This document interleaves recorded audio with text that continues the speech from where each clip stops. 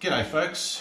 I've had a few people send me messages inquiring regarding accessories that I fitted to my DR650, which I purchased brand new back in 2018. And I've done quite a bit to it, and more so recently. I know I did a video probably a couple of years ago now, but since then I've sort of added quite a lot more extras. So I thought today's a good chance to go through from front to rear and show you what I've done to the bike and why, and approximate cost for you. So rightio, I'll go through and probably list in priority how I see it as what you probably would want to focus on doing first, even though this is not the way I did it. There's probably 3 or 4 major key things you want to do to a DR650 to make it a bit more usable, a bit more comfortable, and maybe a bit safer for that reason. One of the very first things I did was got rid of the stock tyres. Now, the tyres that come with the DR are okay if you're running around public roads and so forth. And tyre choice comes down to, it's a personal thing depending on where you're riding and what sort of terrain you're on. But basically for me, I'm currently running a Midas EO7 Plus on the rear. That's like a 50-50 style tyre. I'll probably go back to a knobby now, because the type of riding I do these days lends itself to a full road legal knobby. So I'll probably go back to the Dunlop 606, which is what I have on the front. I have good success with these. They wear incredibly well. That's the Dunlop 606. I'm actually getting close to 10,000 kilometres per tyre. That's only the second one on the bike, and I'm up to about 16,000 k's now, and it's still, still probably got a bit more to go. So really happy with them.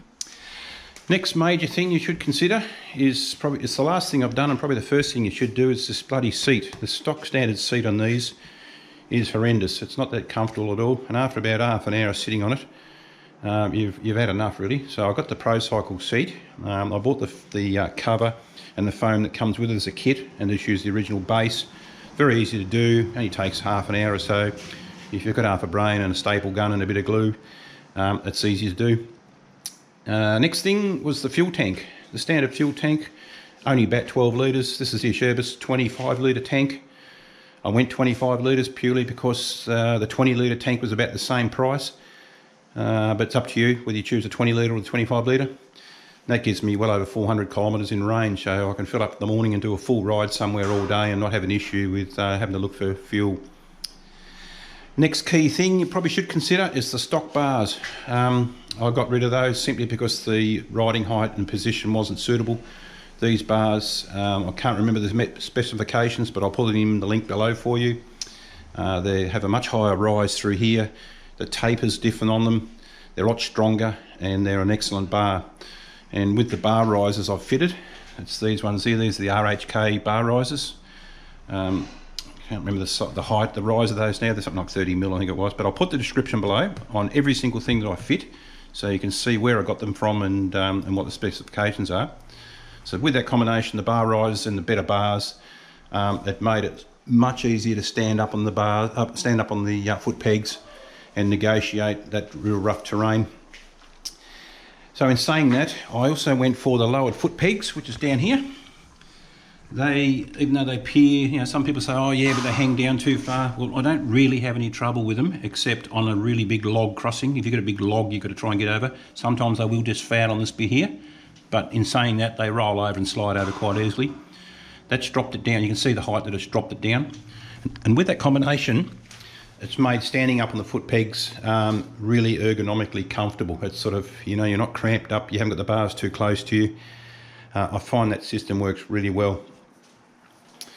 One other thing I fitted is, looking what we've set up here on the handlebars, is the heated grips. Now that's just something based on where you live and the climatise.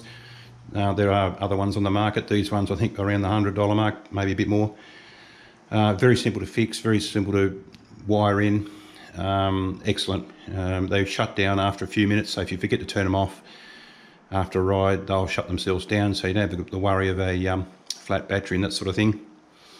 While we're up here, little temperature gauge tucked in away there. It's just, I bought it at a normal car shop place, only like $25. It's actually got a clock built in it, but also gives you a readout on the temperature, which is also handy depending on where you are. You want to keep an eye on what's going on for the day for fatigue reasons.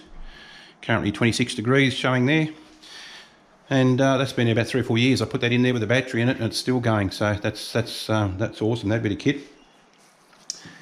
Right, moving towards the rear. Motorcentric Bag. It's not a hard shell, but it's a really good firm shell. I think I paid about $140 for it, somewhere in that sort of area. Really robust, really sturdy. It's expandable. It carries everything I need.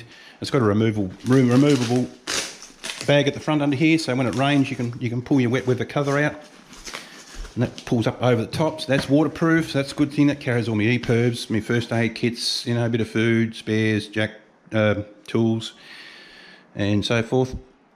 And that sits on a B&B rack. Now I did build a custom rack originally, but it was sort of okay, but never really didn't really look right, didn't look factory. So I thought, no, I'll bite the bullet and buy a factory rack. Best thing ever did. Mounts up really easy.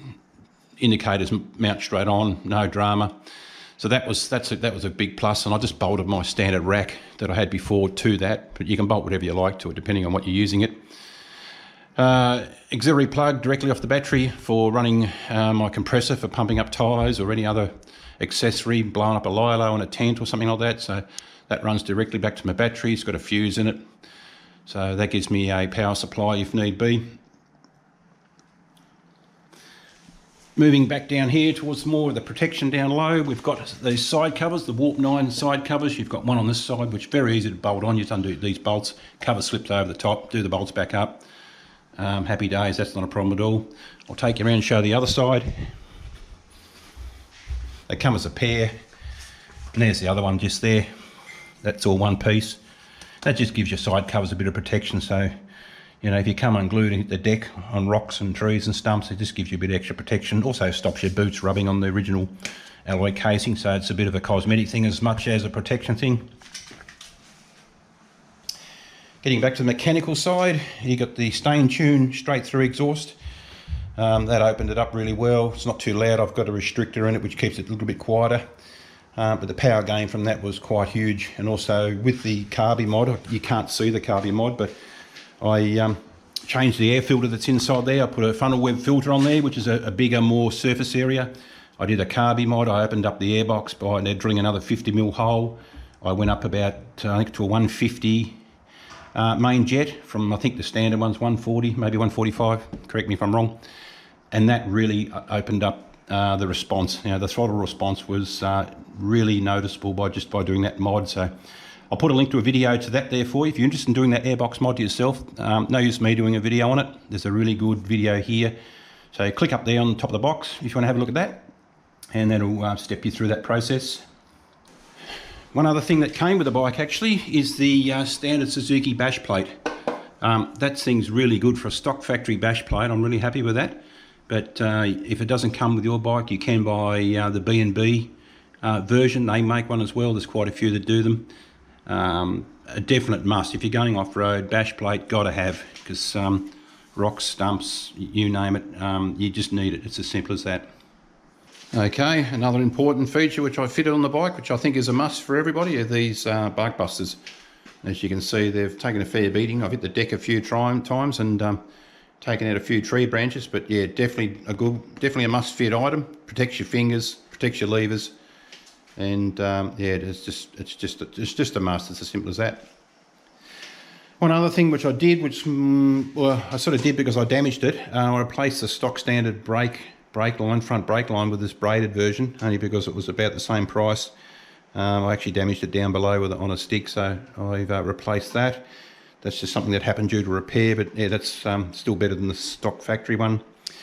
Indicator lenses, I went to clear indicator lenses and orange globes, purely for cosmetic reasons. You can buy the kit, I think, for about, I can't think off the top of my head, yeah, $20 or $30 I think the kit was. 4 lenses and 4 globes from Adventure Bike Australia, which is this crowd here. So I got them purely for cosmetic, no other reason. So that's on there. One other thing you should probably consider is the inline fuel filter. The stock one that comes with the bike's pretty pissy little thing. Didn't really like it, so I got that flick and put this inline filter in, because you just never know. Plus you can keep an eye on your fuel. You pick up a bit of water, you can see exactly what's going on. One other final thing I chose to fit is a protective headlight cover. It's like a Perspex plastic type cover, once again from Adventure Bike Australia, from these people. I think that was a $20–25 item, not a very expensive item, but really good against getting roosted from your mates. Might save a headlight or two, so that's always a good investment.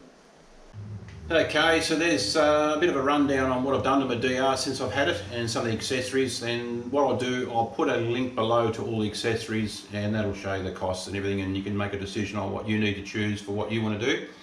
One other thing that I haven't changed, which it's hard to show you, I haven't touched the suspension. For the sort of riding I do, it's good enough. I just poke around on trails and tracks and a few odd gnarly sections, but if you're into massive off-road, big touring, you probably want to look at upgrading at least the rear suspension, because that's pretty average.